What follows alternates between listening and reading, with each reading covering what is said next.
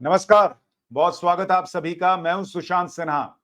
नरेंद्र मोदी के तीसरे टर्म का पहला बजट आ चुका है और बहुत सारे लोग सोच रहे थे इस बजट में क्या होगा, क्या नरेंद्र मोदी कमजोर दिखेंगे, मजबूत दिखेंगे, ट्रैक से उतर चुकी है नरेंद्र मोदी की गाड़ी, अगस्त में क्या नरेंद्र मोदी की सरकार गिर जाएगी जैसा इंडी गठबंधन कह रहा था। इस बजट ने सब कुछ साफ कर दिया है।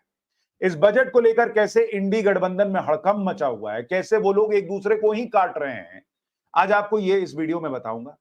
और साथ ही यह भी बताऊंगा कि इस बजट के बाद अगले 5 साल नरेंद्र मोदी का विजन क्या रहने वाला है, वो कैसे क्लियर हुआ है, यह भी बताऊंगा।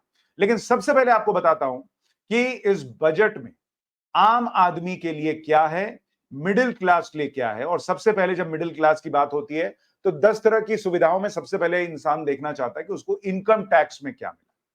तो जितना मैं नरेंद्र मोदी को समझ में आया हूं कि आप ये सोचें कि बहुत इनकम टैक्स में तूफानी कुछ बदलाव आ जाएगा, जब चुनाव रहता है तब तो उन्होंने किया ही नहीं तूफानी बदलाव। तो अभी कैसे उम्मीद थी लोगों को मुझे नहीं पता, लेकिन हाँ कुछ चेंजेस तो हुए हैं। थोड़ी बहुत राहत इनकम टैक्स में दी गई है और वो राहत ये कहती है कि अब जो न्यू टैक्स रिजीम है उसमें अगर आप चले जाइएगा नए टैक्स रिजीम में तो 7 लाख रुपए तक 5% ही इनकम टैक्स लगेगा। लेकिन अभी आपको समझाऊंगा कि कैसे ऑलमोस्ट 8 लाख रुपए तक ऑलमोस्ट कोई टैक्स नहीं देना पड़ेगा अगर आप न्यू टैक्स रिजीम में हैं। और ओल्ड टैक्स रिजीम में क्या होगा वो भी बताऊंगा। देखिए पहले क्या होता था कि 3 लाख रुपए तक पुराने स्लैब में 0% टैक्स था। अभी भी 3 लाख तक कोई टैक्स नहीं लगना है, वो दिख रहा है। उसके बाद 3 से 6 लाख रुपए तक में 5% टैक्स लगना है, जो अब बढ़ के 3 से 7 लाख रुपए तक हो गया है। तो 3 से 7 लाख रुपए तक 5% लगेगा। पहले 7 लाख रुपए पे ज्यादा टैक्स लगता था, ज्यादा लगता था, अब उसको घटा के 5% कर दिया गया है। तो 3 से 7 का स्लैब हो गया 5%, वहां 1 लाख बढ़ गया। तो उधर 1 लाख बढ़ा तो जो 6 से 9 था वो 7 से 10 हो गया। तो 7 से 10 लाख रुपए तक जो कमा रहे हैं अब उनको 10% टैक्स देना है।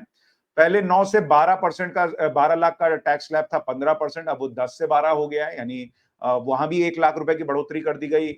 और 12 से 15 लाख के लिए जो 20% का टैक्स स्लैब था वो वही का वही है, और 15 लाख से ज्यादा के लिए 30% का टैक्स स्लैब था वो वही का वही है। यानी जो लोग 12 लाख रुपए तक कमा रहे हैं उनके लिए 1-1 लाख रुपया जो है वो बढ़ गया है। और उसका मतलब क्या है, थोड़ा आपको वो भी समझा देता हूं कि अब उसका उस हिसाब नए अब इस 1 लाख से आपका क्या फायदा नुकसान है। 3 लाख रुपए तक आपको कोई टैक्स नहीं लगता था। 3 लाख रुपए से 7 लाख रुपए तक की जो आपकी आमदनी होती थी पहले, उस पे जो है वो 5% का टैक्स है। तो यानी आपको 20,000 रुपए चुकाना होगा। 7 लाख से 10 लाख रुपए तक आपकी कमाई है तो अब वो 10% टैक्स देना होगा। यानी 20,000 उधर 3 से 7 लाख पे, और 7 से 10 पे फिर 10%, यानी 30,000 रुपए। यानी टोटल आपको अगर आपकी 10 लाख रुपए तक की कमाई है तो 50,000 का टैक्स बनेगा। 10 लाख से 12 लाख तक की कमाई है तो 80,000 रुपए का टैक्स बनेगा। 12 लाख से 15 लाख रुपए तक की कमाई है तो 1,40,000 रुपए का टैक्स बनेगा। और 15 लाख से ज्यादा कमा रहे हैं तो 1,40,000 से ऊपर का टैक्स बनेगा।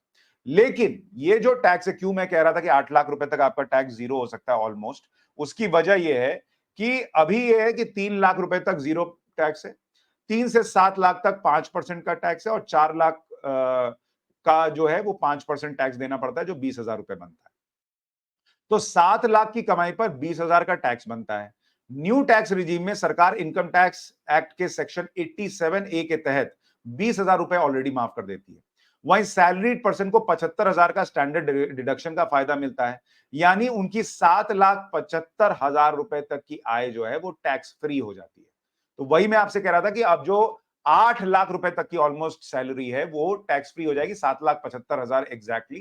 क्योंकि अभी आप जो 6 लाख तक का था वो अब बढ़कर 1 लाख से वो 7 लाख हो गया, 3 से 7 लाख का 5% का टैक्स रिजीम। तो वो अब आपको ऑलमोस्ट ऑलमोस्ट 8 लाख तक न्यू टैक्स रिजीम में कोई टैक्स नहीं लगने जा रहा है। और पुराने और नए में कंपेयर कीजिए, ओल्ड टैक्स रिजीम और नए टैक्स रिजीम में, तो पुराने टैक्स रिजीम में 2.5 लाख तक कोई टैक्स नहीं लगता है, नए में तो ये 3 लाख है। पुराने टैक्स रिजीम में 2.5 से 5 लाख तक में 5% का टैक्स लगता है, यानी 12,500 रुपए लगता है। नए टैक्स रिजीम में ये 3 लाख से 7 लाख है तो वहां पर 20,000 रुपए लगता है। लेकिन पुराने टैक्स रिजीम में आप 5 लाख से 10 लाख तक 20% टैक्स भरते हैं, जो कि 1,12,500 रुपए तक जाता है। और ये नए टैक्स रिजीम में 15% है, जो कि 80,000 रुपए होता है। तो ये नए टैक्स रिजीम में एक फायदा है। लेकिन पुराने टैक्स रिजीम में एक फायदा और आपको ये है कि आप जो है उसमें कई तरह की छूट ले सकते हैं, जिससे कि ऑलमोस्ट 10 लाख रुपए तक आपको कोई टैक्स नहीं भरना पड़ेगा। तो मोटे तौर पर इनकम टैक्स को लेकर कोई बहुत बड़ी खबर नहीं आई है। नए टैक्स रिजीम में जो है वो आपको फायदा दिया गया है 1 लाख रुपए तक का, और जो शुरुआती छूट है वो 50,000 से बढ़ाकर 75,000 कर दी गई है। जो स्टैंडर्ड डिडक्शन है उसको बढ़ाकर 75,000 रुपए तक कर दिया गया। तो नरेंद्र मोदी टैक्स में कोई बहुत छूट देने वाले नहीं है, ये आप मान के चलिए। इसके तरह के सपने मिडिल क्लास को देखने भी नहीं चाहिए। लेकिन इसके अलावा मिडिल क्लास को क्या मिला है नहीं मिला है वो अभी आपको आगे बताऊंगा। उससे पहले जरा ये देखिए कि क्या क्या सस्ता और महंगा हो गया है, जो आपके काम का है या नहीं है, थोड़ा इसको देखते हैं। जैसे फोन और चार्जर सस्ता हो गया 15% तक। मोबाइल फोन पार्ट्स पर कस्टम ड्यूटी घटा दी गई है, तो आपको फोन अब सस्ता मिलेगा। सोना चांदी 6% तक सस्ता होगा, क्योंकि उस पर भी कस्टम ड्यूटी घटा दी गई है। प्लैटिनम 6.4% सस्ता होगा, तो वहां भी कस्टम ड्यूटी घटी है। तो आपकी पत्नी अगर कहे कि भैया टैक्स में थोड़ा पैसा बचा, आप सोने चांदी कुछ दिलाओ, तो वो आपको दिलाना पड़ेगा। आप नहीं छोड़ सकते। कैंसर की दवाएं, उनमें ड्यूटी जो है वो हटा दी गई है, तो कैंसर की दवाएं सस्ती हो जाएंगी। इलेक्ट्रॉनिक सामान में ऑक्सीजन फ्री कॉपर पर ड्यूटी घटा दी गई है, तो वहां फायदा मिलेगा। सोलर पैनल को जो है वो सस्ता किया गया है, तो वो सरकार एनर्जी को लेकर सोच रही है, ये नजर आता है। लेकिन अब आपको ये भी दिखाता हूं कि जो मैं आपको कह रहा था ओल्ड टैक्स रिजीम में क्या हो रहा है। ओल्ड टैक्स रिजीम में आपको सेक्शन 80C पे 1.5 लाख, सेक्शन 24B पे 2 लाख, सेक्शन 80D पे 1 लाख, सेक्शन 80CCD पे 50,000 और सेक्शन 87A पे 5 लाख रुपए तक की छूट मिलती है। तो अगर ये मैक्सिमम आप सारी छूट ले रहे हैं तो ऑलमोस्ट 10 लाख रुपए तक की आपकी इनकम जो है वो ओल्ड टैक्स रिजीम में टैक्स फ्री हो सकती है। तो ये हिसाब है टैक्स का, आपको सबसे पहले बता दिया, क्योंकि कोई भी मिडिल क्लास सबसे पहले टैक्स के बारे में जानना चाहता है। अब लेकिन मिडिल क्लास के लिए और क्या है, मान लीजिए टैक्स को लेकर इतना ही है। मिडिल क्लास के लिए कुछ और चीजें जो नजर आती हैं। पहली नौकरी करने वालों के लिए 1 लाख रुपए से अगर उनकी कम सैलरी है, तो ईपीएफओ में पहली बार रजिस्टर करने वालों को 15,000 रुपए की मदद 3 किश्तों में सरकार देने जा रही है। एजुकेशन लोन के लिए अब इसमें एक बड़ी खबर यह आई है कि जिन्हें सरकारी योजनाओं के तहत कोई फायदा नहीं मिल रहा है, उन्हें देश भर के संस्थानों में एडमिशन के लिए लोन मिलेगा, और इस लोन में 3% तक पैसा सरकार देगी। इसके लिए ई वाउचर्स सरकार ला रही है, जो हर साल 1 लाख स्टूडेंट्स को मिलेगा। तो ये मिडिल क्लास को फायदा है कि जो सरकारी योजनाओं का फायदा नहीं ले रहे, उनको जो है सरकार एजुकेशन लोन देने जा रही है और उसमें फायदा देने जा रही है। इसके अलावा किसानों के लिए 6 करोड़ किसानों की जानकारी लैंड रजिस्ट्री पर लाई जाएगी, और 5 राज्यों में नए किसान क्रेडिट कार्ड जारी किए जाएंगे। युवाओं के लिए जो मुद्रा लोन उनको मिल रहा था वो 10 लाख रुपए से बढ़ाकर अब 20 लाख रुपए कर दिया गया है, और 500 टॉप कंपनियों में 1 करोड़ युवाओं को इंटर्नशिप का वादा सरकार कर रही है कि जो 500 टॉप कंपनियां हैं उनमें युवाओं को इंटर्नशिप सरकार करवाएगी। तो बड़ी बड़ी कंपनियों में आपको अनुभव मिलेगा, उसमें 5,000 रुपए की सैलरी मिलेगी, और एक बार 6,000 रुपए भी मिलेंगे, और वो 5,000 रुपए जो देने हैं उसका कुछ हिस्सा कंपनी देगी, शायद 5%, और बाकी सरकार वहन करेगी। महिलाओं और लड़कियों के लिए लाभ पहुंचाने वाली योजनाओं के लिए 3 लाख करोड़ रुपए का प्रावधान किया गया है। तो इस बजट में मिडिल क्लास के लिए कुछ चीजें दिखती हैं कि भाई एजुकेशन लोन दिख रहा है, जो लोग पहली बार नौकरी कर रहे हैं, ईपीएफओ में जुड़ रहे हैं, उनको फायदा मिल रहा है। मुद्रा लोन लेकर जो लोग, भाई एक बड़ा वर्ग जो है युवाओं का वो जुड़ रहा है, जिनको नौकरी की जरूरत है, और सबको सरकारी नौकरी नहीं मिल सकती, ये सबको पता है। तो ऐसे में मुद्रा लोन जो है वो 10 लाख से बढ़ाकर अगर 20 लाख किया जा रहा है, तो इसका फायदा युवाओं को मिल सकता है और रोजगार बढ़ने में फायदा पहुंचा सकता है।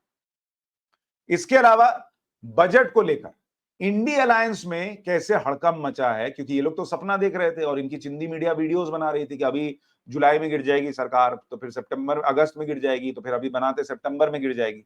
बड़ा इनको झटका ये लग गया कि भैया बजट में बिहार और आंध्र प्रदेश को रिवॉर्ड मिला है।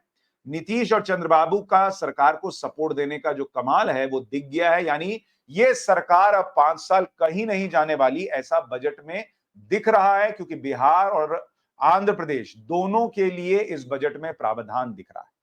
और जो लालू प्रसाद यादव कह रहे थे कि अरे बिहार को तो विशेष पैकेज नहीं मिला, अब तो जेडीयू में होगा, हड़कंप होगा और नीतीश कुमार को इस्तीफा देना चाहिए।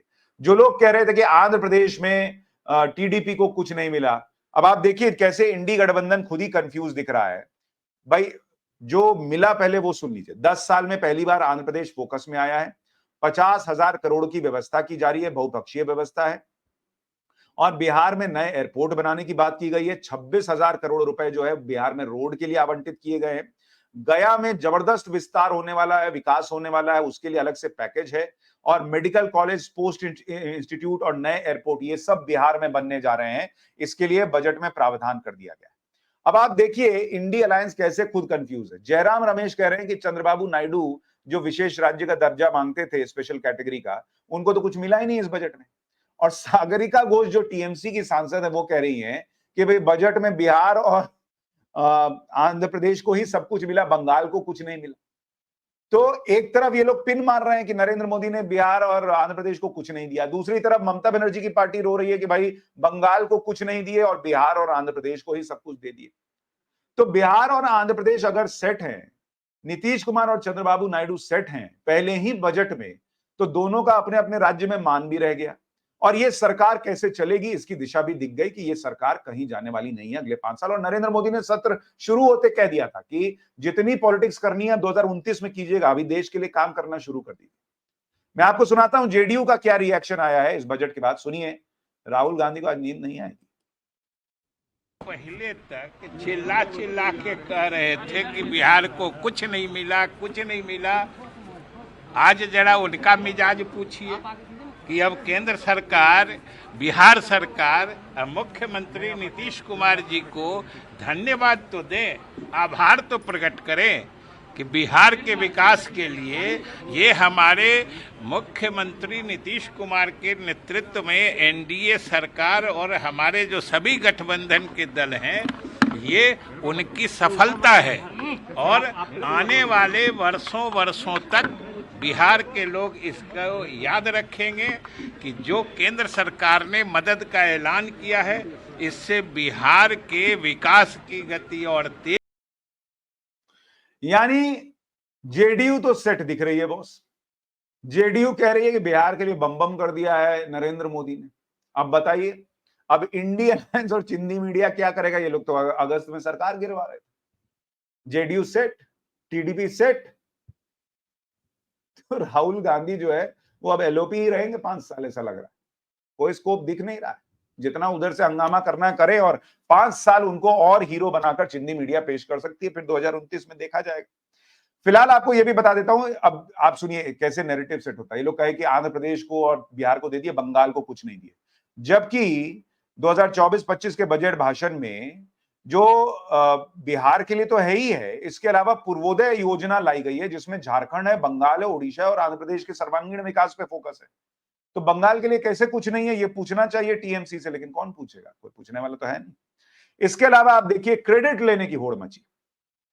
अब जैसे नरेंद्र मोदी सरकार बजट में ले आई कि 1 करोड़ युवाओं को जो है हम इंटर्नशिप कराएंगे 500 टॉप कंपनी। तो जयराम रमेश ने लिख दिया कि ये जो कांग्रेस का घोषणा पत्र था, न्याय पत्र, उससे चोरी हुआ है। जबकि हमने बीजेपी का मैनिफेस्टो देखा, उसमें साफ साफ लिखा है we will launch internship programs to blend academic and practical skills. तो बीजेपी अपने घोषणा पत्र का कार्यक्रम लेकर आ रही है, इनको क्रेडिट लेना है कि भाई हमने कहा था, देखिए मोदी जी ने किया। चलिए क्रेडिट लेने के बहाने ही कम से कम मान तो रहे कि बजट में कुछ तो अच्छा हुआ है। इसी तरह से पी चिदम्बरम ने कह दिया कि एंजल टैक्स नरेंद्र मोदी ने हटा दिया, ये तो कांग्रेस के घोषणा पत्र में था, जबकि बीजेपी के घोषणा पत्र में साफ लिखा था कि हम कमर्शियल और टैक्स लेजिस्लेशन जो है उसको लेकर विचार करेंगे और उसमें चेंजेस करेंगे। तो ये लोग, आप देखिए इनकी स्थिति क्या है, इनको समझ में नहीं आ रहा कि हम क्या करें, कैसे करें कि भाई ये बता सकें कि ये बजट जो है वो खराब है, और उसी बीच में कुछ अच्छा हुआ है तो उसका क्रेडिट ये लेंगे। बजट में जो अच्छा हुआ है उसको ये बताएंगे कि इनके घोषणा पत्र में था जो नरेंद्र मोदी ने कर दिया, और जो बजट में इनके हिसाब से खराब है वो नरेंद्र मोदी ने अपनी मर्जी से किया है। तो चलिए इसी बहाने कम से कम मान रहे हैं कि बजट में कुछ अच्छा है। टैक्स को लेकर बड़ी छूट की मुझे उम्मीद थी भी नहीं, क्योंकि नरेंद्र मोदी पहले ही कह चुके हैं कि भारत को तीसरी सबसे बड़ी अर्थव्यवस्था बनाना है। और जब उन्होंने 2019 के पहले, चुनाव के पहले बजट पेश करते हुए टैक्स में कोई बड़ी छूट नहीं दी, 2024 के चुनाव के पहले बजट पेश करते हुए कोई बड़ी छूट नहीं दी, तो इस समय जब उनका फोकस क्लियर है कि मुझे तीसरी बड़ी अर्थव्यवस्था बनाना है, तो इनकम टैक्स में कोई बहुत बड़ी छूट दे देते, इसकी उम्मीद ही बेकार थी। हाँ, थोड़ी बहुत जो छूट मिली है, लेकिन उसका एक तरीके से इनडायरेक्ट जो असर मिडिल क्लास के लिए दिख रहा है कि भाई एजुकेशन लोन में फायदा मिलेगा, मुद्रा लोन में जो है वो पैसा बढ़ा दिया गया है, महिलाओं के लिए ज्यादा पैसा आवंटित कर दिया गया है, या फिर आपको जो है ईपीएफओ में कुछ मदद मिल रही है। ये सारी चीजें जो हैं वो घूम फिर के मिडिल क्लास तक, लोअर मिडिल क्लास तक पहुंचेंगी, और कैंसर की दवाइयां सस्ता होना वगैरह वगैरह जैसी चीजें हैं। लेकिन सीधे सीधे आप कहें कि टैक्स में एकदम कुछ तूफानी होता, वैसा नहीं हुआ है। फिर भी मुझे ये बजट संतुलित दिखता है, और ये फोकस दिखाता है कि नरेंद्र मोदी चूंकि 5 साल का अपना टारगेट लेके चल रहे हैं, तो बिहार और आंध्र प्रदेश को उन्होंने सेट कर दिया है। और उसके अलावा पूरा फोकस जो है वो इंफ्रास्ट्रक्चर पर है, कैसे रोजगार पैदा हो इस पर फोकस दिख रहा है। जिस तरह से मुद्रा योजना को लेकर, एमएसएमई सेक्टर को लेकर इसमें घोषणाएं की गई हैं, तो रोजगार बढ़ाने पर, महिलाओं को सशक्त करने पर यह फोकस दिखता है। शेयर मार्केट आज डाउन गया है, जिससे ऐसा लगता है कि शेयर बाजार को कुछ और उम्मीदें थी, लेकिन जिस तरह से चीजें हुई हैं उससे जो बुनियादी स्तर पर, जो जमीन के स्तर पर लोगों को रोजगार की जरूरत है, उसमें बढ़ोतरी होगी और रोजगार के अवसर पैदा होंगे, ऐसा दिखता है। तो मोटे तौर पर अगर आप ये कहिए तो मुझे ये लगता है कि ये थोड़ा संतुलित बजट दिखता है। आपके हिसाब से ये बजट कैसा है और आप इसे 10 में कितने अंक देंगे? कमेंट बॉक्स में लिखकर जरूर बताइएगा। नमस्कार।